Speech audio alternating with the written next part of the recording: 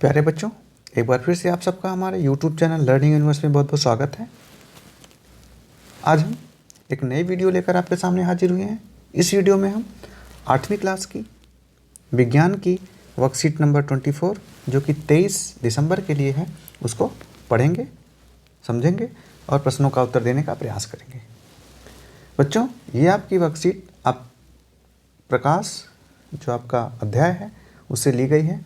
इससे पहले भी वर्कशीट में आपने मानव जो आँख है उनके कौन कौन से अंग होते हैं, कैसे चित्र बनता है, रेटिना क्या होती है, आँखों के जो विभिन्न अंग होते हैं उनका क्या महत्व होता है, ये सब चीज़ें हमने पढ़ी है। अब इससे आगे हम पढ़ेंगे। तो चलिए स्टार्ट करते हैं। हम जानते हैं कि किसी वस्तु का प्रतिबिंब रेटिना पर बनता है और रेटिना पर बने प्रतिबिंब का प्रभाव वस्तु को हटा लेने के तुरंत बाद समाप्त नहीं होता। यह लगभग 1 से 16 सेकंड तक रेटिना पर बना रहता है।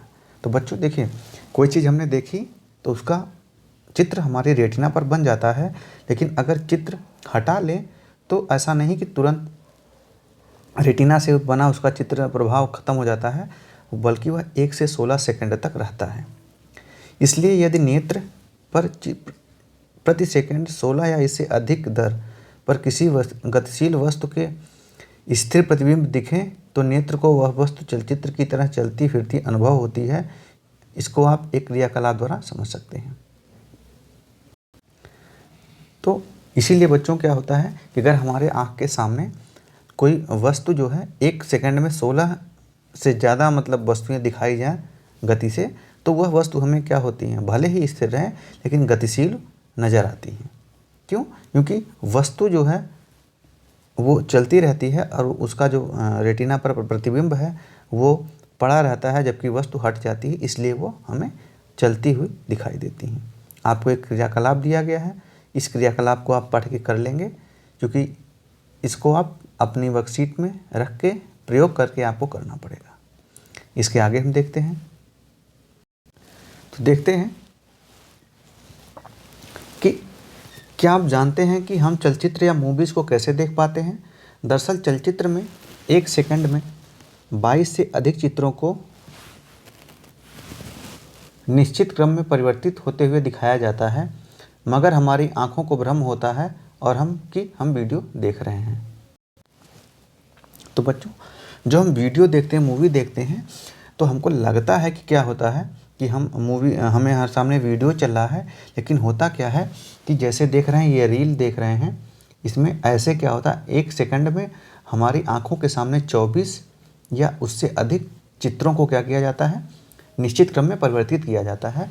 तो उन चित्रों को देख करके हमको लगता है कि हम वीडियो कोई देख रहे हैं, मूवी देख रहे हैं, हमारी आँखों को भ्रम हो जाता है, क्योंकि चित्र हमारे सामने आया तो रेटिना पे बनता है, लेकिन जैसे हट गया तो उसका प्रभाव रेटिना से जाता नहीं है। इसलिए जब तक उसका प्रभाव रहता है तब तक दूसरा चित्र सामने आ जाता है, इसलिए वो एक दूसरे से कनेक्टिविटी एकदम बनी रहती है और हमें लगता है कि हम वीडियो देख रहे हैं। अब हमारी आंखें हमारे लिए क्यों अमूल्य हैं, ये चीज़ें हम देखते हैं।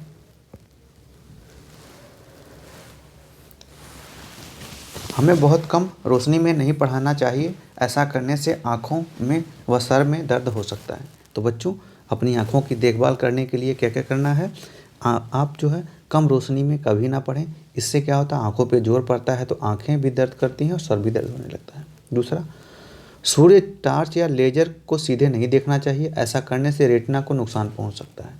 तो कभी भी सूर्य को, कोई टॉर्च हो, कोई बल्ब हो या लेजर वाली जो चीज़ें हैं, उनको सीधा मत देखिए, चश्मा लगा लीजिए या आड़े होकर के देखिए, ताकि सीधा आंखों पे उनका प्रभाव ना पड़े, नहीं तो रेटिना को नुकसान पहुंच जाएगा और फिर रेटिना खराब हो जाएगी तो दिक्कत हो जाएगी।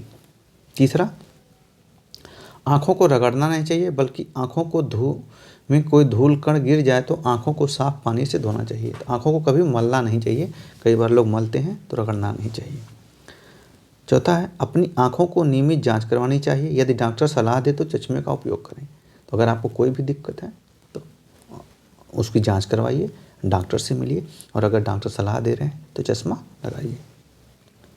दिन में कम से कम 3 या 4 बार अपनी आँखों को साफ पानी से धोना चाहिए, 3 या 4 बार, ताकि जो गंदगी है वो बाहर निकल जाए। पढ़ते समय किताब को सामान्य दूरी पर रखना चाहिए। कई बार क्या होता है, आप देखते हैं पढ़ते हो काफ़ी नज़दीक से नहीं पढ़ते हैं बच्चे, तो नहीं, किताब को एक सामान्य दूरी पर रखना चाहिए। किताब को अधिक प्यास या अधिक दूर रखने पर आँखों को नुकसान होता है, तो दोनों भी काम ना करें। जैसे आप पढ़ रहे हैं यहाँ पे, तो ऐसा नहीं है कि आप किताब को बहुत दूर ले जाएं, मतलब आप 10 फीट दूर रख के पढ़ें या किताब को एकदम आँखों से सटा के पढ़ें, नहीं। एक सामान्य दूरी से कम 25 से 30 सेंटीमीटर की दूरी होनी चाहिए। अब क्या है, अगला है विटामिन ए की कमी से रतौंधी नामक रोग होता है, इसलिए अपने खाने में विटामिन ए से युक्त चीज़ें जैसे कच्ची गाजर, गोभी, हरी सब्जियां अधिक से अधिक मात्रा में प्रयोग करें। कॉड लिवर ऑयल, दूध, दही, पनीर, मक्खन, आम और पपीता इत्यादि में विटामिन ए भरपूर मात्रा में पाया जाता है। तो बच्चों, आप विटामिन ए की कमी से क्या होता है, हम रतौनी होती है जो कि हम आँखों का रोग है, इसलिए अभी से आप लोग विटामिन ए का ज़्यादा से ज़्यादा प्रयोग करें, खाएं। तो विटामिन ए कैसे खाएंगे, यानी ऐसा भोजन करें जो विटामिन ए से युक्त होता है, जैसे हरी सब्जियां हो गई, दूध हो गया, पनीर हो गया, दही हो गया, गोभी, गाजर, ये सब चीज़ें। अब हम प्रश्नों की तरफ चलते हैं। तो प्रश्न बहुत आसान है।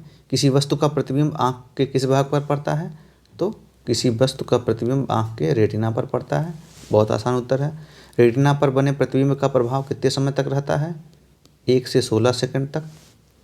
हम चलचित्र या मूवी कैसे देख पाते हैं? तो चलचित्र या मूवी में हमारे सामने 1 सेकंड में 24 या उससे अधिक बार चित्र को एक निश्चित समयावधि पर घुमाया जाता है और हमारी आंखों को भ्रम हो जाता है कि हम मूवी देख रहे हैं। ऊपर बच्चों लिखा गया है, उसे आप लिखेंगे। विटामिन ए की कमी से कौन सा रोग होता है? तो रतौंधी। कौन सा? रतौंधी।